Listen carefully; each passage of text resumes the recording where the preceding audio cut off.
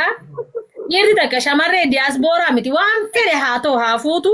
immoo if danda'u qaba tokkoffaa haati qaatu haa guddatu dalagaa mataasaa dalagatee galuu qaba fedhii jaartii isaatis guutaa isii wajjinis haasawa dalagaa isaatis dalaguu qaba isii irratti if dagachuu inuman qabu taniin dhiiraaf dhaamu beekan tan dhala irratti naangana laganaa jaartii diyaasbooraan qaba jee dalagaa dhiisee mana taa'ee maal jee minaamin jee wanni akkanaa kan hin barbaachisu dhiirti dalagachuu qabdi haati qaatu haa guddattu if danda'u qaba feetu haa gootuuf feetuun godhiif jechuudha. Lammaffaa deebiiti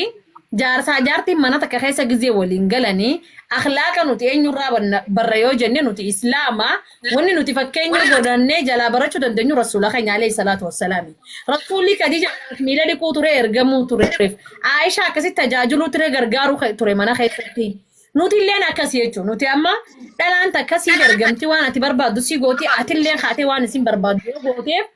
jaalala idaa malee jibbansan idoo wal gargaaruun jaalala idaa yoo ati isiif rifattee